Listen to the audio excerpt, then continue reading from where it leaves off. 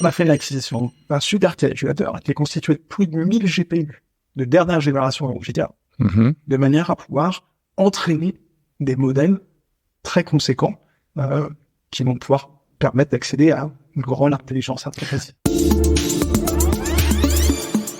200 millions d'euros pour l'intelligence artificielle. C'est ce qu'a annoncé Xavier Niel, en tout cas le groupe Iliad, le 26 septembre 2023. Notamment l'acquisition d'un supercalculateur de la marque NVIDIA afin de proposer des services d'IA dans le cloud aux entreprises européennes. C'est la filiale du groupe Iliad, Scaleway, spécialisée dans le cloud, qui va proposer ces services. J'ai rencontré son PDG au siège du groupe Iliad qui nous raconte et qui nous détaille cette initiative. Précision, petit souci technique à l'enregistrement. Et on a essayé de rattraper les choses grâce à l'intelligence artificielle, mais la qualité sonore de l'enregistrement de mon invité n'est pas parfaite, je vous prie de m'en excuser. Bonjour Damien Lucas, CEO de Scaleway. Donc, vous venez d'annoncer cet investissement majeur, 200 millions d'euros en faveur de l'IA qu'on va détailler ensemble. Est-ce que cette initiative, c'est le coup de pouce venant du privé que beaucoup attendaient et espéraient pour développer l'intelligence artificielle en Europe? C'est le cas. C'est-à-dire que l'intelligence artificielle, c'est une révolution. Comme il y a eu Internet il y a 25 ans, c'est une véritable révolution. Et aujourd'hui, c'est une course qui est largement démarrée par les puissances américaines et chinoises. Et l'Europe était... peut-être on attendait l'Europe, donc plus qu'une puissance française. Je pense que ce qui est important, c'est de voir un groupe européen émerger pour pouvoir prendre part à cette course dans l'intelligence artificielle. Alors concrètement, vous avez fait l'acquisition d'un super ordinateur, un super calculateur qui s'appelle le DGX SuperPod de la marque NVIDIA, puisqu'on sait qu'NVIDIA est au cœur de l'IA, avec la puissance de calcul qu'ils sont capables de produire.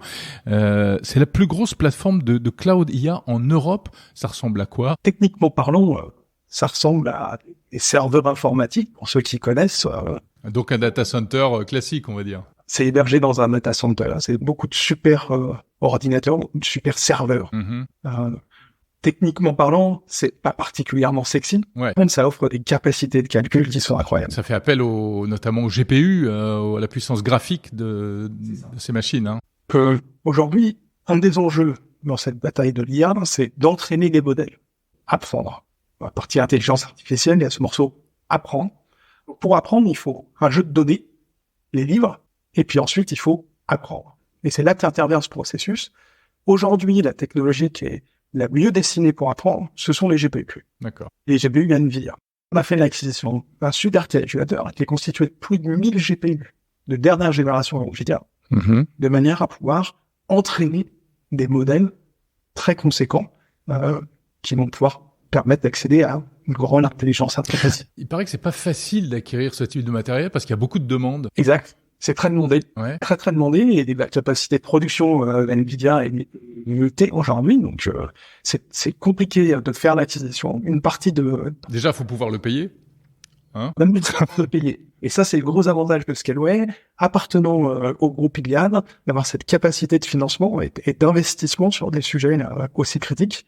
Et puis ensuite, il faut nouer le partenariat avec NVIDIA nécessaire à pouvoir obtenir les livraisons de ces fameux GPU. Donc ça a pris du temps, ça? Ça a pris du temps. Pas tellement au regard de l'ambition du projet, finalement, parce que c'est un projet qui s'est déroulé relativement rapidement. Et ça, c'est grâce à la fois à la réactivité d'NVIDIA et à la compétence des équipes de Scaleway pour monter ce genre de supercalculateur. Bon, alors il va servir à quoi? Ça va servir à quoi, cette énorme puissance de calcul? Qu'est-ce que vous allez en faire? On va vraiment l'utiliser pour entraîner des modèles. Alors, quand je dis on va l'utiliser, c'est pas Scaleway. La mission de Scaleway, c'est de le mettre à disposition de nos clients qui vont pouvoir, eux, l'utiliser pour entraîner des modèles. Pour donner une petite idée, avec cette puissance de calcul, on pourrait entraîner un modèle comme ChatGPT en seulement quelques semaines. Donc c'est une puissance de calcul qui permet d'entraîner des modèles vraiment à la pointe de ce qui se fait aujourd'hui. D'accord. Donc vous allez fournir cette force de calcul aux entreprises qui en souhaiteront l'utiliser, en fait. C'est-à-dire que dans le positionnement de Scaleway, ce qui est important, c'est qu'on va l'offrir tant aux startups qui se montent dans le domaine de l'IA, que aux plus grands groupes qui ont des enjeux autour de l'intelligence artificielle. Et vraiment, c'est toutes les entreprises européennes pour leur projet d'intelligence artificielle. Qu'est-ce que ça change qu'il y ait un acteur européen qui propose cette puissance de calcul par rapport à des concurrents étrangers? La première chose, c'est cette puissance de calcul, comme on l'a dit tout à l'heure, elle est rare et elle est difficile à obtenir. Donc aujourd'hui, elle est pas vraiment disponible pour tout le monde.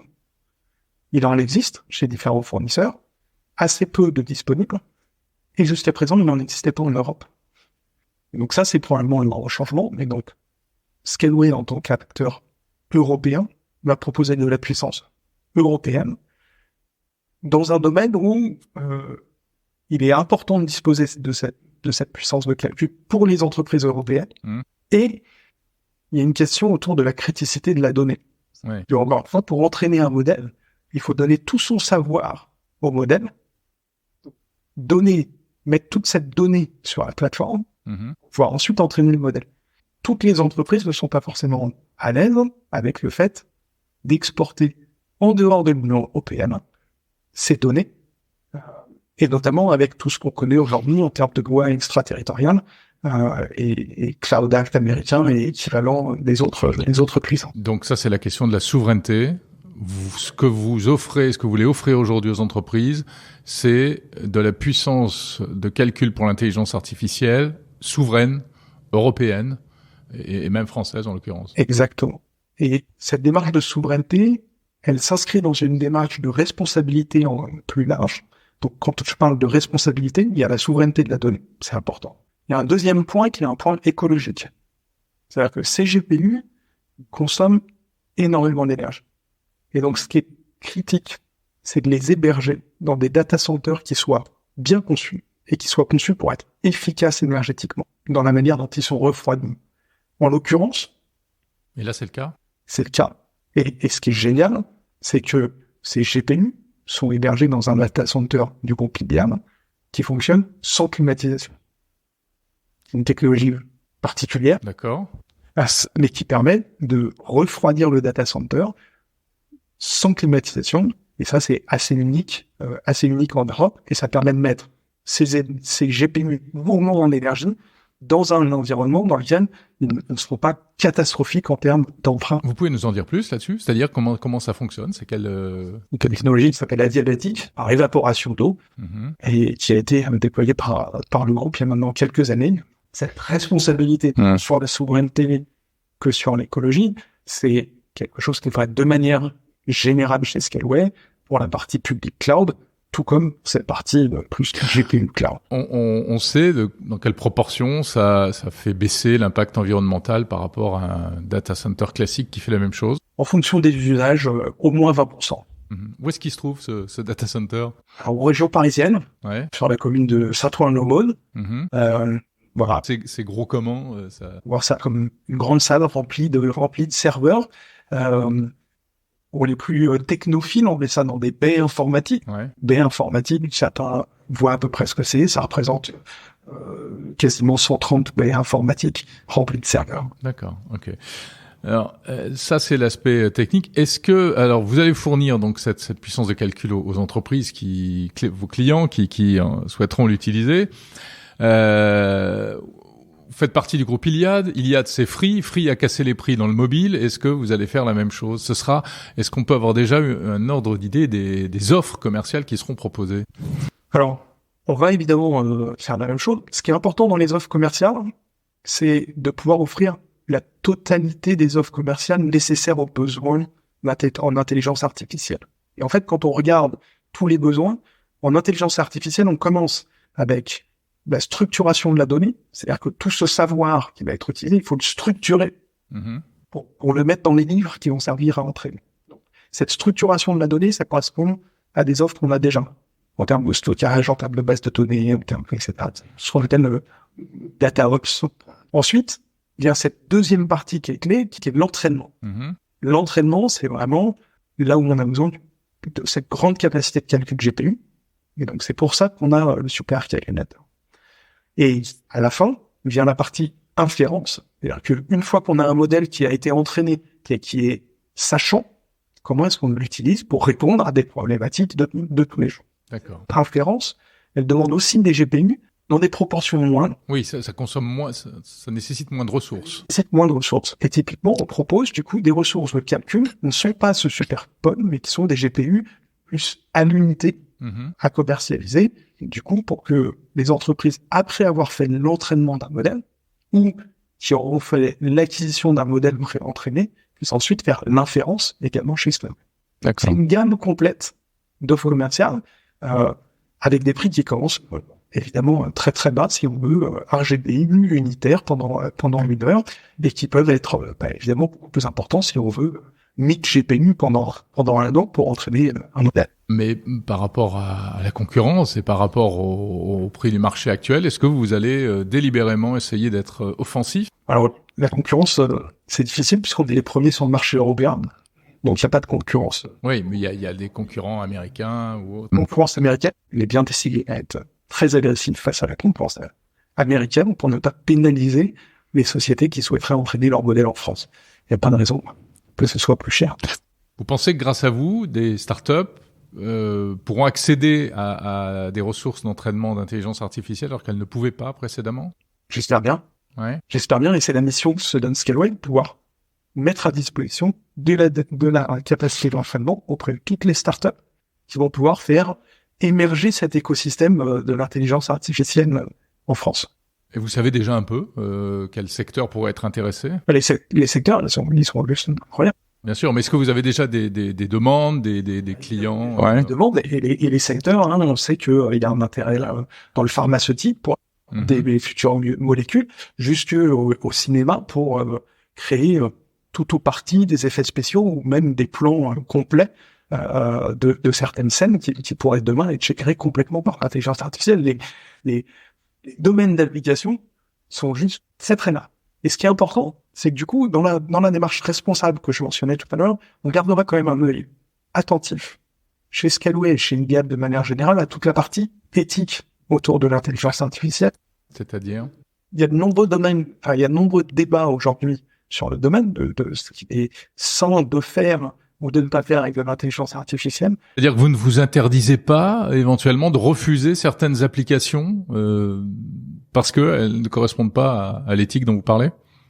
Potentiellement. C'est un débat futur à avoir. En tout cas, aujourd'hui, on regarde quand même de près ce que font nos clients sur des puissances de calcul de ce type-là.